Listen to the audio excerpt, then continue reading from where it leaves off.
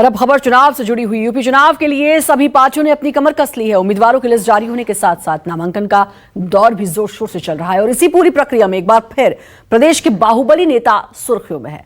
Criminal record वाले बाहुबली नेताओं पर भले ही बीजेपी की योगी सरकार ने नकेल कस दी हो, लेकिन बावजूद उसके बाहुबली नेता चुनावी मैदान में कूदने की जुगत भिड़ा रहे हैं। यूपी चुनाव में बाहुबली नेताओं का क्या गुणा गणित है, आइए आपको बताते हैं अपनी इस खास रिपोर्ट में।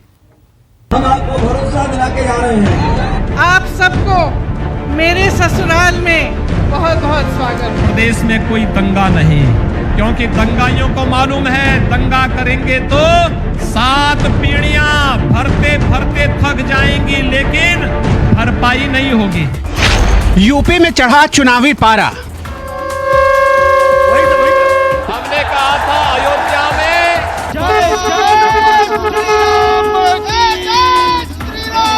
मैं लड़की हूँ, लड़ सकती हूँ। हर किसी के पास जीत का नारा। तो पैदा करे खाई, समझ लेना वही है भाजपाई। जो गरीबों का पैसा लूट करके पिछली सरकारों ने भर भर करके दीवालों के अंदर भरा हुआ था, तो सबसे पहले बुरा लगा था समाजवादी पार्टी के बबुआ को। समाज के लोगों का भी हर स्तर पर काफी ज्यादा शोषण एवं उत्पीड़न आदि हुआ है। मैदान में उतर कई महारथी।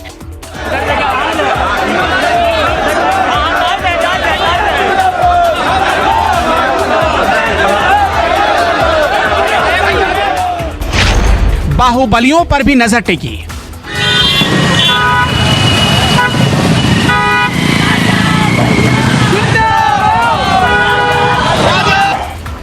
लोकतंत्र के महापर्व में छोटी बड़ी पार्टियां मिलाकर उत्तर प्रदेश में करीब 300 से ज्यादा दल हैं और हर दल अपने अपने इलाके में जीत का दावा कर रहे हैं।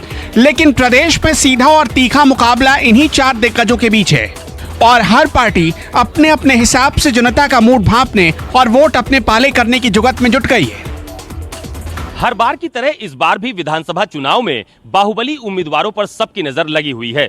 योगी सरकार की सख्त नीति और आपराधिक रिकॉर्ड वाले उम्मीदवारों से भले ही बड़े राजनीतिक दलों ने किनारा कर लिया हो, लेकिन धन, बल और बंदूक के दम पर सत्ता की सीढ़ियों तक पहुंचने वाले ऐसे कई बाहुबली हैं जो अभी भी विधानसभा तक पहुंचने की जुगाड़ में लगे हुए हैं।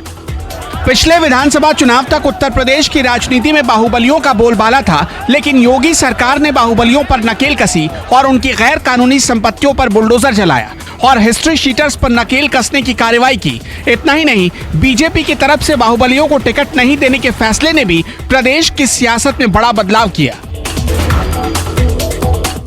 योगी सरकार में जब से बाहुबली नेताओं और हिस्ट्री सीटर्स पर नकेल कसी गई है, तब से खुद को बाहुबली कहलवाने वाले ये नेता 2 खेमों में बट गए हैं।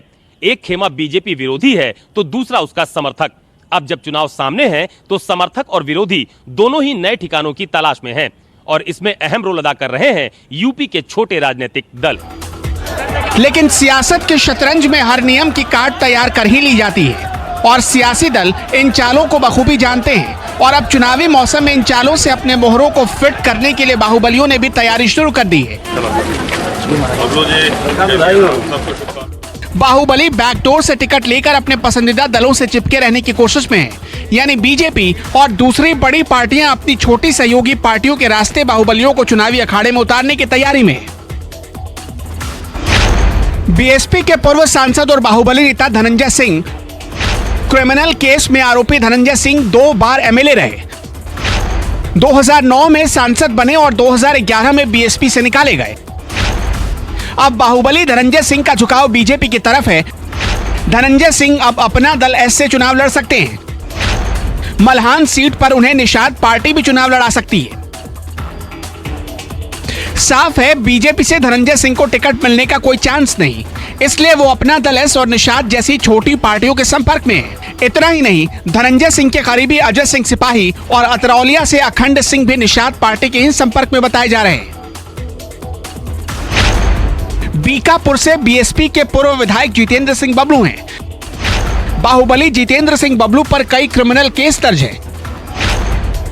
जितेंद्र सिंह बबलू बीजेपी में शामिल होने में नाकाम रहे और अब निषाद पार्टी के टिकट पर चुनाव लड़ने की कोशिश में हैं। पूर्व एमएलसी बाहुबली विनीत सिंह भी चुनाव लड़ना चाहते हैं। विनीत सिंह अपना दल एस से टिकट की जुगत में है। इसके अलावा वाराणसी से निर्दलीय एमएलसी बाहुबली ब्रजेश सिंह भी टिकट के लिए लाइन में है। माफिया से नेता बने मुख्तार अंसारी चुनाव लड़ सकते हैं। एसबीएसपी के प्रमुख ओम प्रकाश राजभर ने अंसारी को टिकट देने के संकेत दिए हैं। दूसरी तरफ अयोध्या की गोसाईगंज से विधायक रहे अभय सिंह, सुल्तानपुर के बाहुबली चंद्रभद्र और यशभद्र सिंह, आजमगढ़ के बाहुबली रमाकांत और उमाकांत यादव भी छोटी पार्टियों से आस लगाए। बीकापुर से बीएसपी के पूर्व सांसद जितेंद्र सिंह बबलू वही नेता हैं जिनके ऊपर रीता बहुगुणा जोशी के घर जलाने का आरोप लगा था। बीजेपी ने बबलू से दूरी तो बनाए रखी है, लेकिन बबलू निषाद पार्टी के जरिए बैकडोर से एंट्री करने की कोशिश में है। ठीक इसी तरह से मुख्य राजनीतिक दलों ने भी अपने सहयोगी दलों के माध्यम से बाहुबलियों पर दांव लगाने की पूरी तैयारी कर ली है और इसमें समाजवादी पार्टी गठबंधन काफी आगे भी निकल चुका है। उधर अतीक अहमद चुनाव लड़ेंगे या नहीं इसकी घोषणा तो नहीं हुई, लेकिन उनकी पत्नी शाइस्ता परवीन असदुद्दीन ओवैसी की पार्टी एआईएमआईएम में शामिल हो चुकी हैं। यानी चुनाव में अतीक अहमद और उनकी पत्नी उतरी तो मुमकिन है टिकट भी एआईएमआईएम से ही मिलेगा। प्रतापगढ़ के कुंडा विधानसभा सीट के समीकरण में कुछ अलग नजर आते हैं। कुंडा विधानसभा सीट से निर्दल प्रत्याशी के रूप में राजा भैया पिछले 6 बार से चुनाव मैदान में उतर चुके हैं, लेकिन इस बार राजा भैया अपनी पार्टी बनाकर मैदान में उतरे। इस बार राजा भैया ने खुद की पार्टी जनसत्ता दल लोकतांत्रिक बनाई।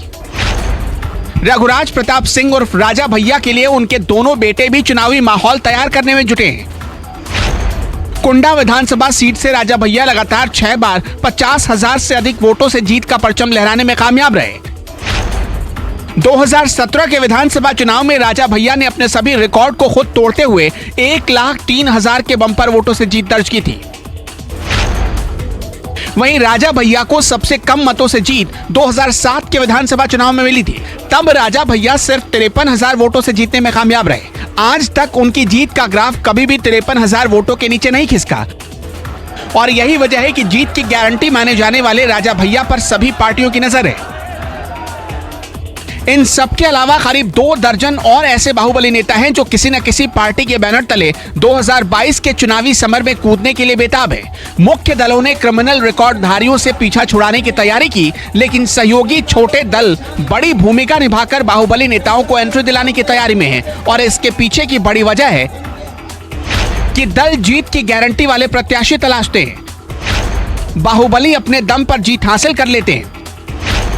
बाहुबली नेता चुनाव का खर्च भी खुद उठाते हैं। पार्टी के लिए बाहुबली टिकाऊ और जिताऊ हैं। यही वजह है कि बाहुबली नेता अब उन छोटे दलों की तरफ नजर टिकाए बैठे हैं जिनका दायरा भी एक इलाके तक सीमित होता है और हर बार की तरह इस बार भी कई बड़े आपराधिक रिकॉर्ड वाले बाहुबली भी जेल के अंदर से ही अपनी विधायकी पक्की करने की तैयारियों में जुट चुके हैं।